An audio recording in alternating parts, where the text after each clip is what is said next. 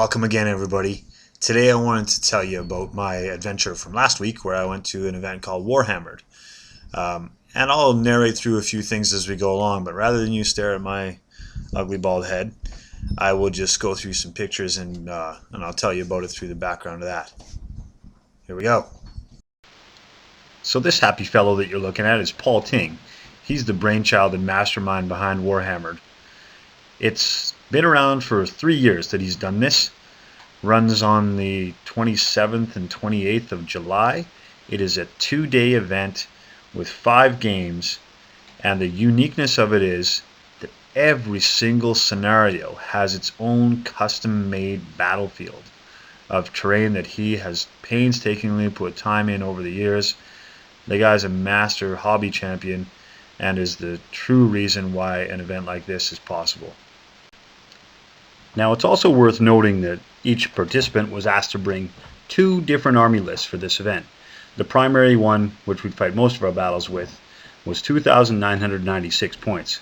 You may think that sounds odd, but the real reason for it was just to avoid any overuse of repeat specials and repeat rare units.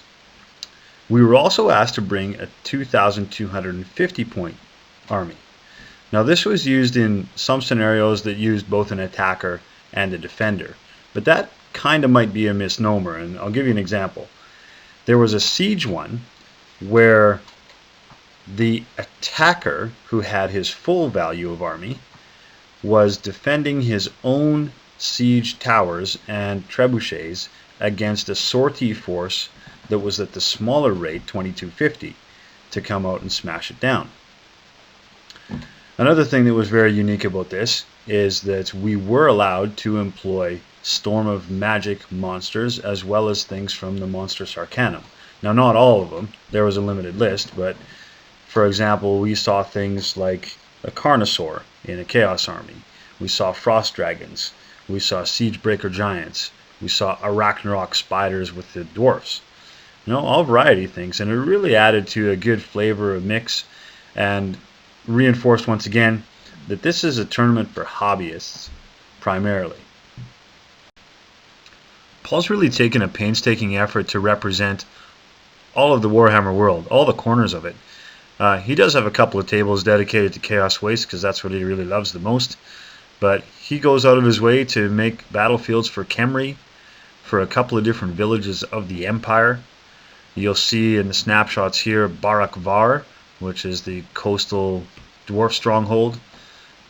He's got the lands of the mushrooms, even the moot where the little halflings tuck themselves away.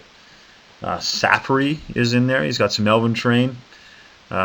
Orc villages, Kislev, Sylvania, Athaloran. Really a great effort to make all this come together, and it really makes it a joy to play on. So to illustrate what I'm talking about, maybe I'll tell you about a couple of the scenarios that I played. My first one out of the gates happened to be a Civil War matchup where it was my High Elves versus a friend of mine's High Elves, and we were playing on a Chaos table that had shrines to all 4 Chaos gods. The unique part of the scenario was that each and every turn, one of the different Chaos gods would become in ascendancy. Effects, for example, were Nurgle. If he was in ascendancy, every single model on the table would have a -1 strength and toughness. If it was Khorne, then every single model would have frenzy. If it was Tzeentch, +2 to any casting dice for your magic. So it really threw different loops in the way that things happened, and it really made for some bizarre charges and long drawn out combat sometimes when Nurgle was softening everybody up. But really unique and enjoyable. Another one that I played was the Shifting Forest of Athaloran. We deployed 2 units to start the game, with the idea being that while trundling through Athaloran, the forest has tricked you and your army has become separated, and eventually you bump into some enemy and you have to cobble it all together. So after the initial 2, you'd roll later on to see where your guys would show up, and they'd effectively just teleport into the field and show up either on the far side, behind you, Either the opponent could place it somewhere on the battlefield, or you could place it. So it really meant for just jointed battle lines. Also, the trees would shift around, and if you were too close to those trees, stands of trees that were on there, then they would attack you, strangle you, like a tree man does. One of the more fun ones that I did, and it was the final one of the 5 on the second day, was in Barak Bar, where I had to run the gauntlet from the gates through the length of the battlefield to an ironclad boat that was waiting for me at the other end. The thing that was in my favor here was that the boat was armed with a cannon and a bolt thrower, which could pick off the ogres that were trying to block me along the way. Super fun stuff all the way through. Really imaginative, and I'm so thankful that these guys took the time to put it all together. So you may be wondering by now, how'd you do in this tournament, Kieran? Well, the truth is that performance game-wise, pretty poorly. I scored 39 out of a possible 100 points for gameplay, although I did do pretty well in the presentation and painting side of things, as well as the sportsmanship, because I'm once in a while a swell guy.